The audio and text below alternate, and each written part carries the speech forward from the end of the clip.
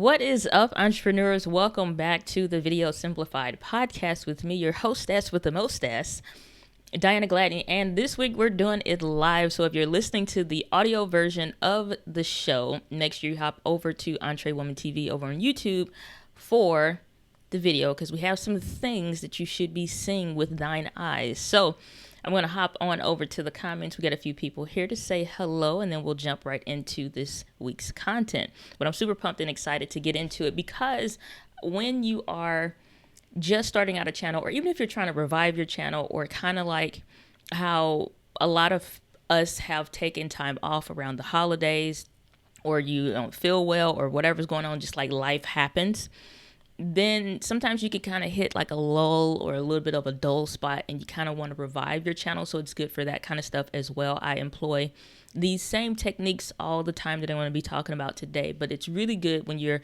first starting off a new channel. And I go through this kind of stuff again with my coaching clients, so that it's like you feel all the pressures of, what should I be creating? Do they really want that kind of stuff? Like, I don't have an audience yet, or I don't have much of an audience yet to really get enough comments or engagement going on for people to just be like, what should I be doing?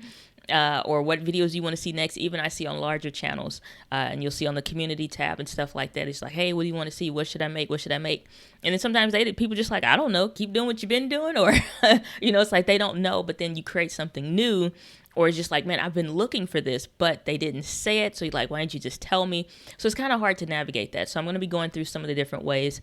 Again, some of the techniques that I use even still to this day for myself, that I think are just really good, healthy habits as an online content creator, as an entrepreneur, to figure out what your audience wants, where are they, and what are the things that they want to watch and see, so that you can start to get comments like that. And one of the things I've noticed, I got this amazing comment, I think it was like last week, and it was really, really detailed, but I've talked about it in the podcast before, where, you are not their video number one. Like, by the time you find, like how most of you guys have found my channel, the Canon M50 for video series, which I have a lot of things planned, like a lot of series being recorded right now, a lot of follow-ups to some of that stuff as well. But like how a lot of you guys found the channel, something around that area, and it came, and like that whole series was literally created this very same way. And it's been a great case study, even just for myself, for other clients and stuff like that I work with, to be able to show like it works. So needless to say, it works. So I'm gonna hop over into the comments, say hello. So we got the Joshua Verwers, the official Joshua Verwers, saying you got your coffee and you love the countdown screen. Thank you very much. So all contributed to, or I guess done by Ecamm Live. So that's awesome. So y'all promise, saying the countdown is dope. Thank you so much. Appreciate that. And Joshua saying that is a major problem, because I commented that, because I have, grab yourself some coffee, getting ready to start the stream in the beginning. And I'm out of coffee. So we're testing the waters out here in these streets with no coffee today or yesterday. And I hate to have worse coffee. That's just not the work of the Lord. So let's get into it. So one of the things when it comes to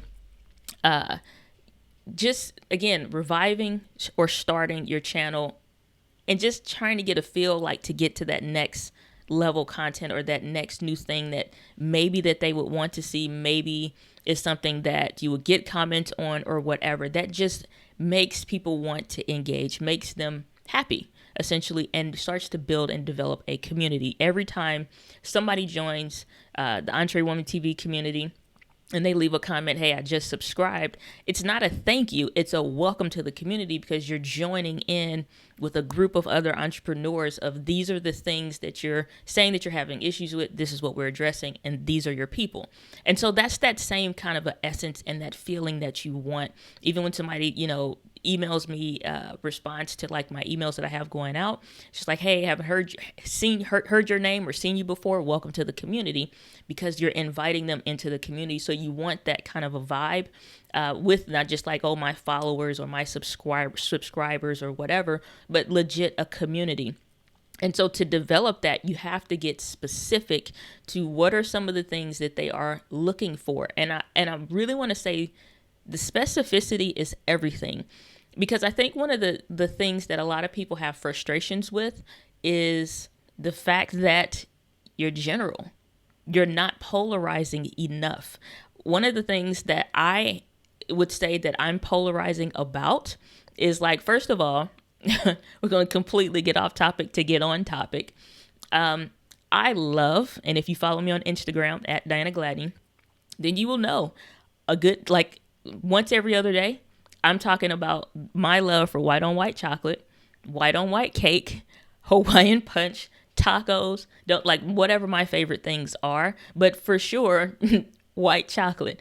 And it drives some people absolutely bananas, like just engagement out the wazoo in the DMs, because it's just like, no, it's not even real chocolate. It doesn't have this kind of a bean. It doesn't have black. Like, I've heard it all. I don't care what nobody says.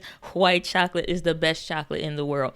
And it also, for those that love white chocolate as much as I do, you know what I'm saying? It's just like coming to my side. Okay. If you remember in the movie Peter Pan, and they were trying to figure out, and it's the one with Robin Williams, and they're trying to go from one side or the other, who's with Pan and who's with this other kid. And so it's polarizing. Make a decision and take a stance. So with my content, specifically here on YouTube, I'm polarizing in the fact that I don't care about full frame cameras. Like, I like them as much as the next person. I have the speed booster for the M50 that I use. That is, like, if you aren't familiar, again, if you're listening to this, you probably want to watch it because you'll get to see different things. So, like, I have the speed booster for the Canon M50, has the little glass element in there so that you can kind of reclaim some of the distance that you would lose out on when the Canon M50 crops in or whatever. And so I like some of the benefits like that the speed booster offers, but I don't want a full frame camera. I would get one, like, for example, we're in this season now where new cameras are starting to come out. You're seeing some rumors start to float and fluctuate, and it's just kind of like, this is getting really exciting times. You know, it's like the new Sony a7 IV is coming out, wondering, like, is Canon going to produce anything after the Canon M6 Mark II? Are they going to fix their autofocus issues with the point and shoot cameras? Like, what's going to happen? It's a lot of stuff going on. Fuji's talking about releasing the Fuji X-T4 and all this stuff within the first few months. So definitely by the summertime, there'll be a ton of new cameras coming out. And most people see APS-C or like cameras like the Canon M50. That's, like I said, that medium size sensor size. Most people see like the mediums as just until you get more money. Like, we're broke and don't have the money to get full frame. But it's like, as much as you're going to invest in any system, you could literally you may not get as much, but you could put it towards a full frame camera if you wanted to. There's nothing wrong with the A7R II. There's nothing wrong with the some of these other cameras. You know what I'm saying? A7 III, I think, is at the best of the best medium if you're talking about Sony. Or it's like, people talk about like the M50. It's like, oh, and when you get more money, you probably want to get the 60 Mark II, or you probably want to get the EOS R or whatever. I don't see it that way. Like, I don't care about full frame. I like some of the benefits, like getting more space with the sensor size so you can, get more space back. But I don't care. It's like, oh, it's blurrier backgrounds. It's like, how cross-eyed blurred are we trying to get here? Just like, who cares that much? It's like, well, the bokeh balls aren't quite round. It's got like it's just like, stop. Like, I'm doing this for my business. I promise you, not one client has said, well, I chose you over the other coach for video marketing, or I chose your company for video production over another company because I really liked your bokeh balls. Like, nobody... I have never gotten a job. I have never gotten a client for any of that stuff. It's because you're being specific to them and to their wants and things like that. But you can only really do that by being polarizing and it's not like start fights, which I have been told by a good friend that you guys will see, Alex Miner. It's been on the channel. He'll say, like, you love starting fights online. It's like, no, I don't. I'm just like really into the things that I'm into. I love APS-C cameras. I love Micro Four Thirds cameras, and there are some full frame cameras that I think are dope.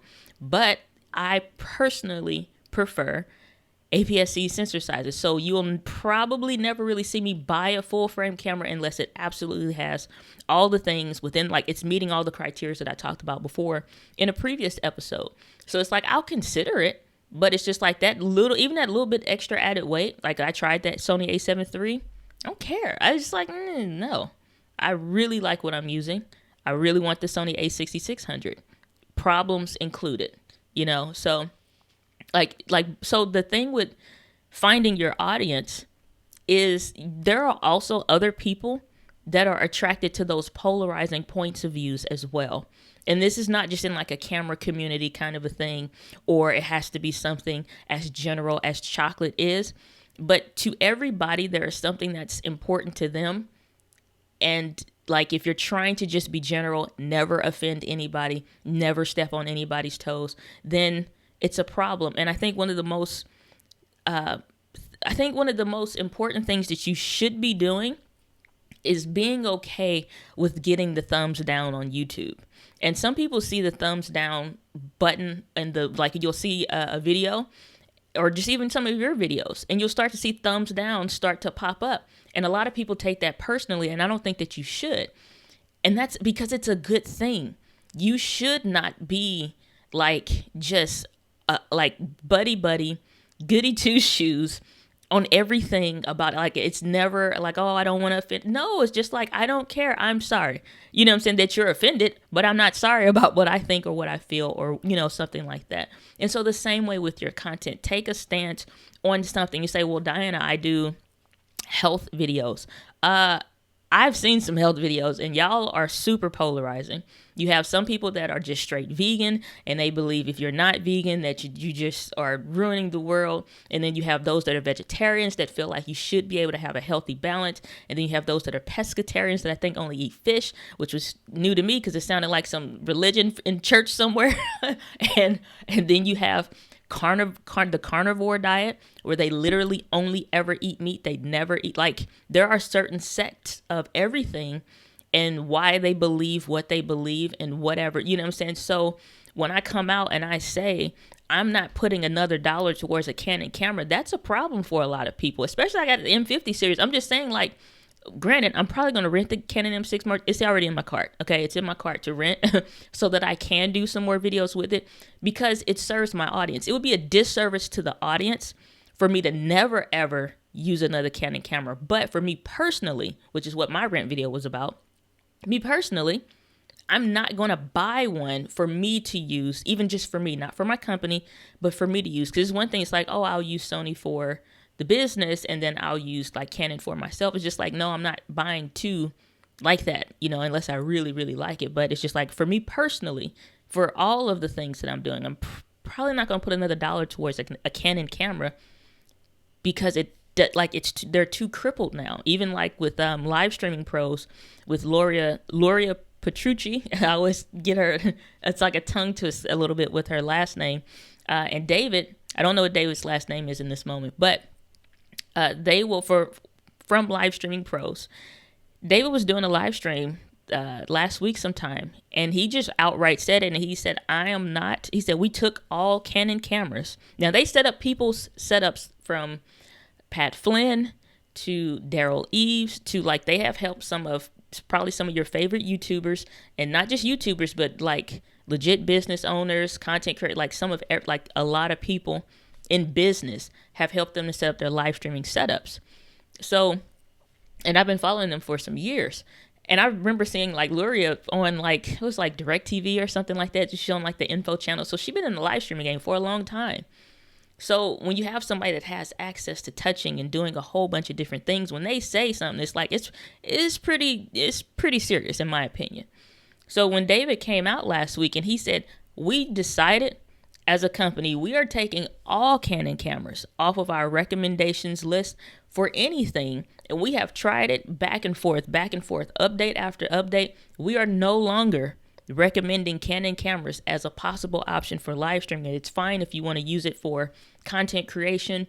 As far as making your regular videos, that's your choice or whatever. But as far as us as a company, we have taken them off of our list. We have taken them off of like our guides, like everything. And that was huge because The Canon M50 is like, I think one of the number one selling cameras I think it is the number one selling camera on Amazon in the mirrorless section.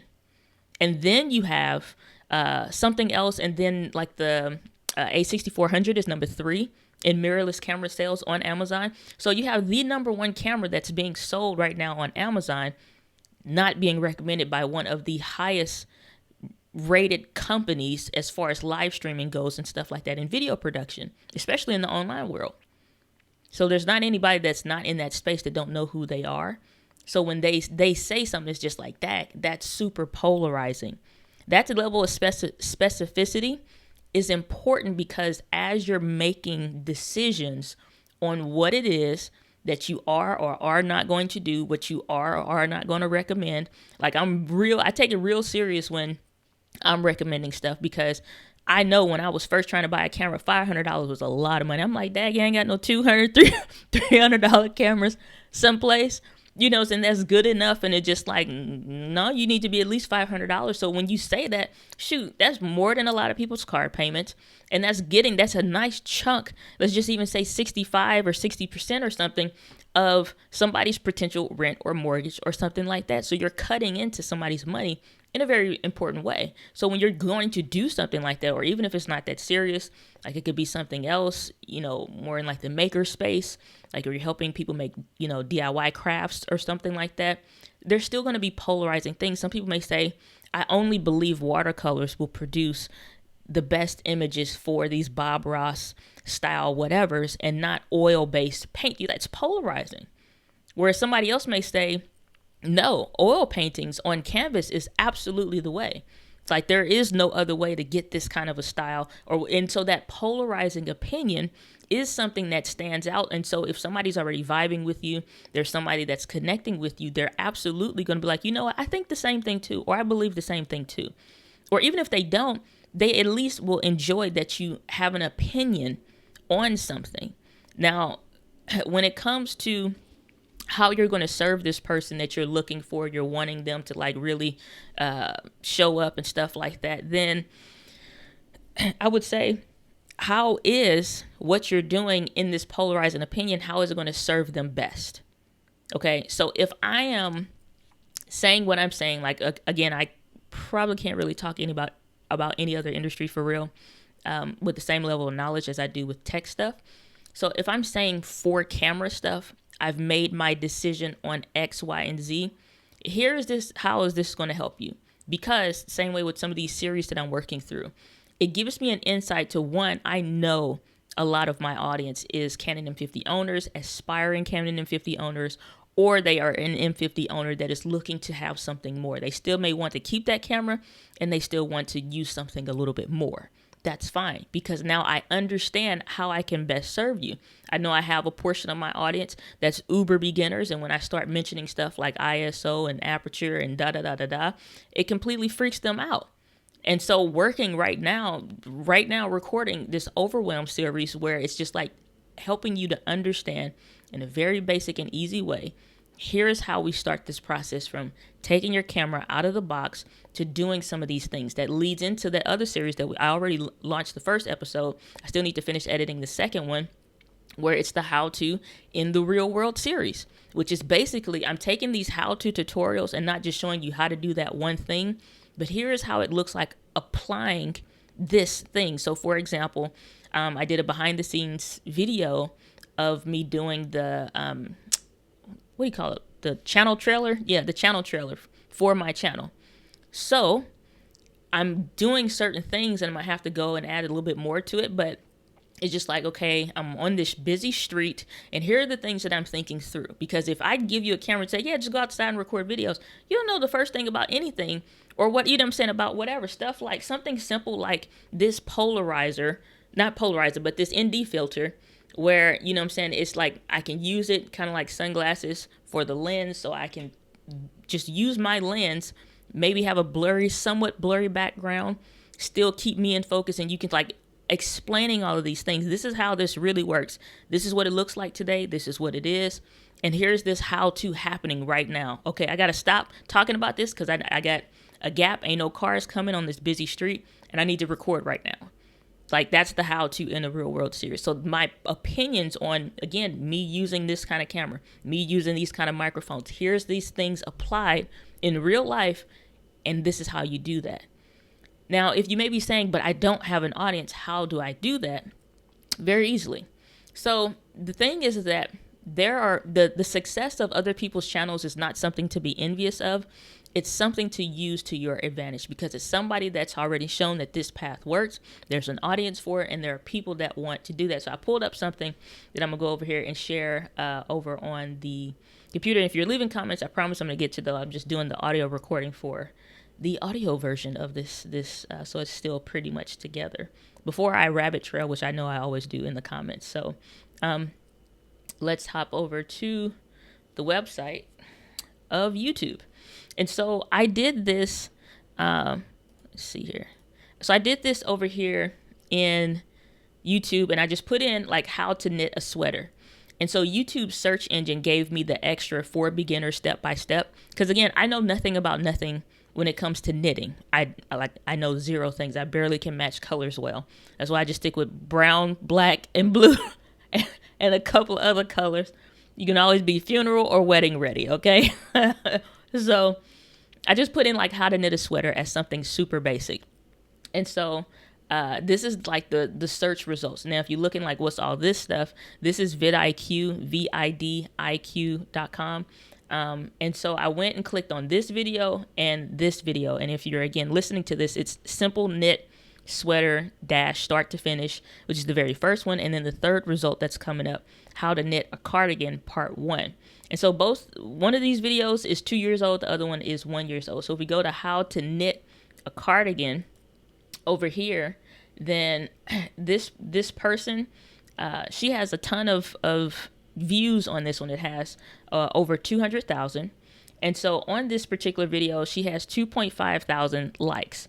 Okay, I'm not really concerned with that. She does have some dislikes, 99 dislikes. Again, it's a good thing to have dislikes. It's a good thing to have an opinion to where somebody says, you know what, I don't like this, or you missed this information. Because sometimes people miss out on the idea that maybe this isn't for you, smarty pants. Maybe you're not supposed to be here. And that's a good thing, because you want to repel and attract certain people. But again, how do you know what specifically your people or the people that you want to attract, what they're looking for, is go to the comments of a video like this. So type in whatever that search phrase, whatever that thing is, and let's go through some of these comments.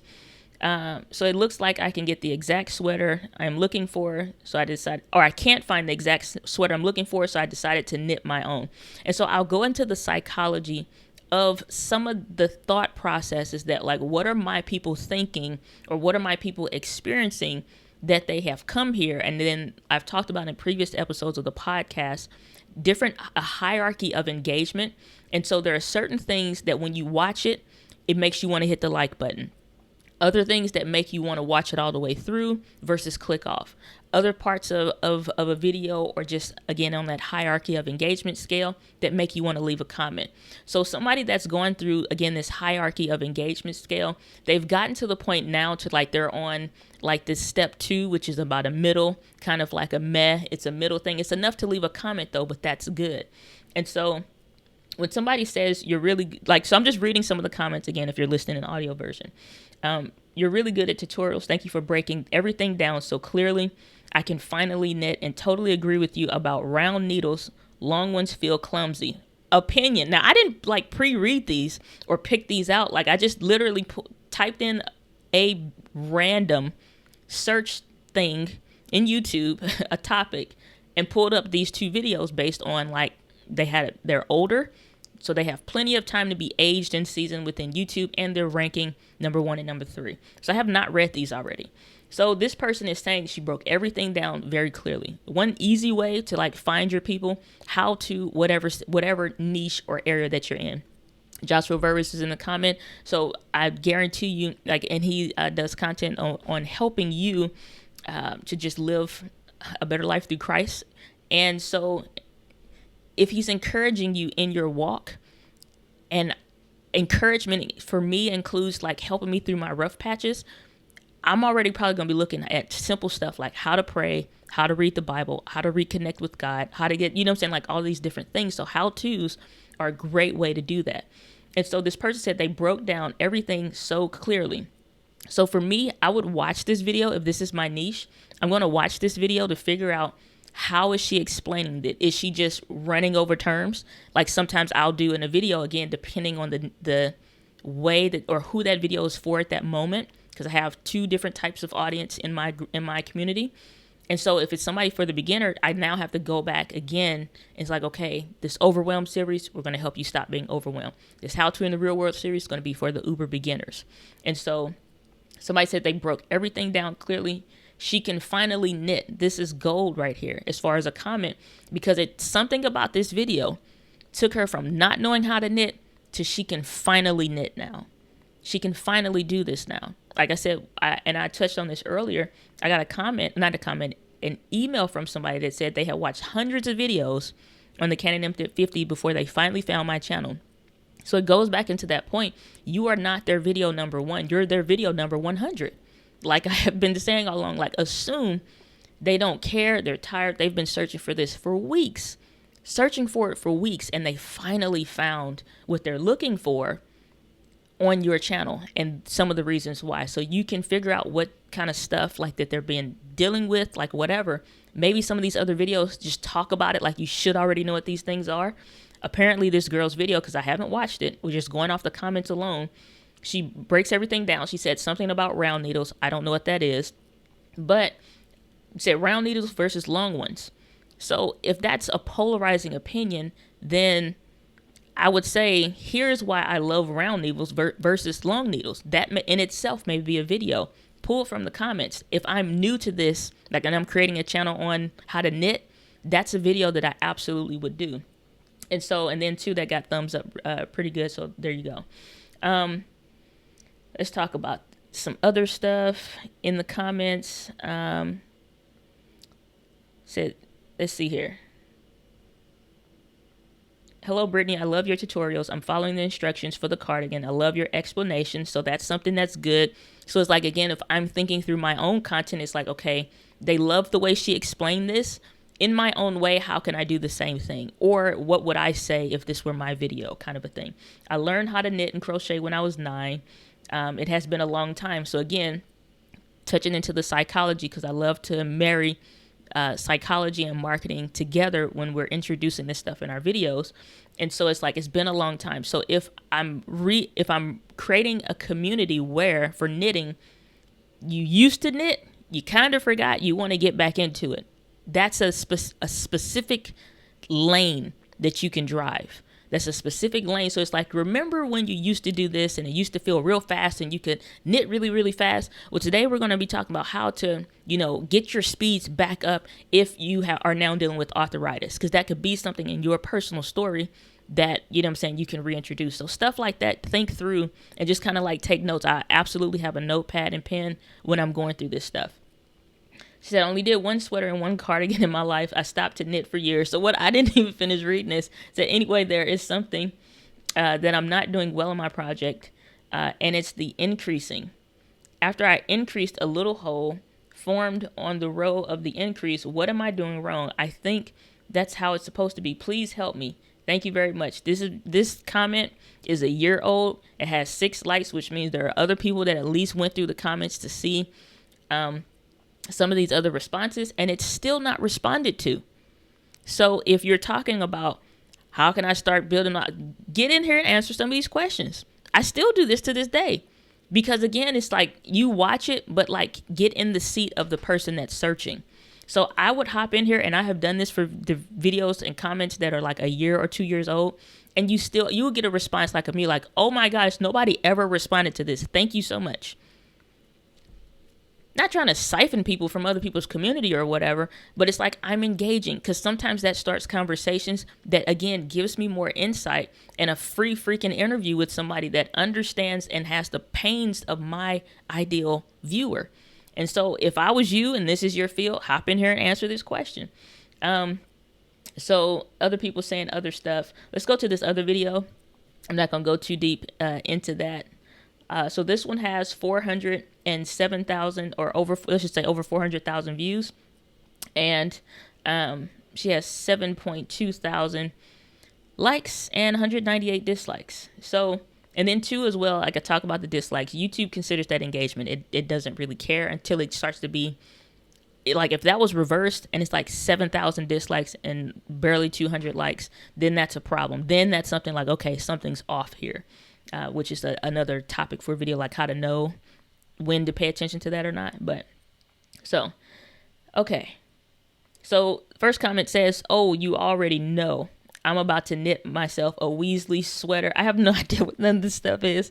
So a Weasley sweater is, if this is not what she's making, like this one is on knitting a simple sweater, whatever a Weasley sweater is, I would make that. That would be my next video, because 153 people have upvoted this. They were like, yes, I'm absolutely making one of those. If I could make whatever this is called that I'm wearing, I just call it like a little sweatshirt or whatever. If I can make one of these, then this is what I'm going to do. You know what I'm saying? Like whatever a Weasley sweater is, that's what I'm going to go and make. So said, not only can I fall asleep, but I'm additionally having the desire to craft a pullover. So a pullover, oh, that's what this would be called that I'm wearing, a pullover. And so again, somebody else want to craft a pullover. They want to make one of these. So, but seriously, this is a great tutorial. Thanks for sharing. So 246 people upvoted this one. So that would be another video that I would make, how to make a pullover. Because if I'm looking at my own clothing for what I'm wearing right now, I have, it's like you got some seams right here. You got a zipper right here. You got a line on the shoulder, something for the arm, and some other stuff down here. It's like, how hard could it be if you are into this world? And so we may say that, but at the same time, the things that are simple and easy for you to do are not always simple and easy for your audience to do. And so when you look into the psychology of the person that is really searching for a video, that is really looking for help, that's asking how to do anything, and how to is the number one most searched phrase on YouTube, because it's a visual experience. It's not like when we used to just have forums and stuff like that. Like forums used to be huge because you got threads for days, and that that was the most amazing form of content. And then the introduction of more of a human to human connection started to be able to be made as we got into live chats, as we got into all of these different things, because it's a faster way to connect and answer questions and get responses and things like that. So with video, you now have the ability to go through and like in detail show somebody how to do something. So it's miles ahead of any blog that's number one, miles ahead of any forum where they're just talking about it, because you can actually show, share, and engage with them. So if you have no audience, if you're looking to reconnect with one, or even just get new video ideas on how to do whatever it is that you're doing, or how to reconnect with the people that you're wanting to connect with, go and look in some of the most popular videos in your field and look through and think through, like, what did she, like, I don't know anything about that field, but if I was going to start a channel on knitting, I'd make a Weasley sweater, I'd make a pullover, I'd make, you know what I'm saying, and depending on the level, again, my polarity, that's the right way to say it, but my polarizing opinion in other ways, like, am I making this for the woman who wants to introduce a new line of clothing to her boutique store, and she's needing to make this, on a conveyor belt kind of stuff? Like, am I talking to her, or am I talking to the stay-at-home mom who's looking for something nice that she can make for herself in the times where her baby is sleeping? So being polarizing in how you're doing stuff, because the woman that doesn't have a lot of time, that is super like detail oriented, has a team and all this other stuff, that wants to introduce a new product, and she's kind of coming to YouTube to figure that out, her needs and her level of speed and the things that she wants to talk about and the way that she wants things described, because she's like, yeah, I already know about long needles, short needles, round needles, brown needles, like it don't, like she's already with it. But the woman who don't, she was like, you know what, I have tried these other freaking needles, and they are terrible, and they are moving all out wonky. It's like, it does suck. She's different, because you're going to be going to stuff like, I found this at Dollar Tree, or I found this at the dollar store, or I found this at my local Walmart. Whereas the other lady, she may have stuff that she's ordering on wholesale. So our conversations are very different. So when I say I don't buy anything from a wholesale buyer when I'm ordering fabrics, I always go to Joann Fabrics, or I always go to Hobby Lobby, or I always, you know what I'm saying? Like, we're very different. You know what I'm saying? We're very, very different for very different reasons. So I'm gonna hop in some of these comments. And so, but, and that's pretty much, pretty much the gist of where the focus has to be. Like, you want to say, like, if I say land the plane, your level of specificity is going to be the driving force behind what attracts and what repels a certain type of audience. And you absolutely want to be repelling certain people. I know I piss off all the older photographer guys that are just like, go buy a camcorder. We are sick of you YouTubers. You get on my nerves and this, that, or whatever. And I'm like, these videos aren't for you. Why? If you're such a professional, why would you ever search for anything on the M50? Let's answer that question. You know what I'm saying? It's just like, if you're so like, has to be $4,000 and up camera, why are you even here? I was in the VIP for Grow with Video Live, the very first one. And Sean was like, this guy responded and said, he was like, I've been in cinema and I've done movies, and this is completely, it's like, on how to get a blurry background video. It's like, and this is completely wrong. He was like, I could never even help you. And she's like, you're in Hollywood. Why are you even here? Like, what are you even doing here? You're not supposed to like this video because you're not even supposed to be here. So it's like your level of specificity in who you're targeting. Like, you should step on some people's toes because they shouldn't even be over here. And that's to let them know, like, this ain't for you. Some people comment certain things on there, and it's one thing to say if somebody says, hey, you know what, the music was really, I was trying to listen to what you said, like, music too loud, or you were too low.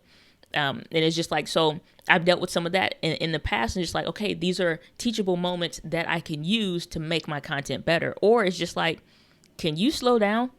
When you're trying to explain a technical something to a beginner, you're talking too fast. I got one comment like that in the way that she worded it, I have never forgotten it. I've never forgotten it. And I have, every time I'm doing something, when I'm really speaking to the beginner side of somebody that's getting started with using cameras to introduce video into their video marketing strategy, or into their content marketing strategy, I'm very intentional about how I talk to them and the way I describe something. So for that other person that is saying like, well, this video is just too slow, like, I don't need this, all the explanation, I just need, this ain't for you then, bro. Exit stage left. It's not for you. So it's like, be okay with being specific, being polarizing, stepping on some toes, not like being a butthead, but just having a stance on one side or the other. You're supposed to. And then you can start to use some of the techniques like I shared today, as far as going into the comments, going into forums, going wherever, you know, and having a conversation with the people that are already talking, right? Everybody's here on these videos, like in this comment section. They've gotten to this hierarchy of engagement to where they've lasted the whole video, maybe, or a good portion enough. It's gotten to the point to, it made them want to leave a like. It's going to the point to now it made them want to leave a comment. And then the highest of the pinnacle of the hierarchy of engagement scale is it has made them want to share it with somebody, because you will not believe what I just found, or this was so helpful for me. And so if you're creating content, and whether you're just starting a channel, you're reviving your channel, coming up off of a dry spell, these are all great ways to re-engage and to just get into the thought process of the person on the keyboard that's searching for the answers that you could provide for them. So like, you could do that and have 15 videos. We already probably came up like with 4 or 5 in a niche that I know nothing about. But based on this very same method, I could start a knitting channel if I knew how to knit. I get my friend Anita, and again, it's just like, have her help me do it. And it would be extremely valuable to them and draw more people in, because it's just like, you're speaking my language, or you help me. What are you about? And so for those few that may click on your name or ask you about your channel or something like that, then it's fine. You've had a conversation. It's not being malicious or It's like trying to be a snake and come in and undercut, hey, subscribe to me. Like, sub for subs don't work. But having meaningful and engaging conversations with people do work absolutely 100% of the time, and 1,000% of the time. Understanding the real pain points and how you can help somebody with your channel's content is an amazing way to start building an audience and a community that really cares about what you're talking about. So let's see here. So first of all, the most important comment that has been made today, white chocolate is amazing. So thank you, Joshua Verso. Said, oh, that's a good nugget. People need to know what we are against as well as what we are for. Absolutely. Because again, if you don't stand for anything, you'll fall for anything. So says, good morning, the blind critic. Good morning. How are you doing? Says the blind critic saying, I can't tell if you used a Canon or not, but I understand what you are saying. Got you. So see here. A Digital Life says, just wanted to stop in and say hello. Well, hello, A Digital Life. Good to see you. Hope all is well with you. I have to go record a video as well. Keep up the grind. Thank you for all your help. Dang, these are popping away. I'm going to have to check my settings. Thank you for all your help with the camera gear. You are very welcome. It is my pleasure always. Said, great camera. What?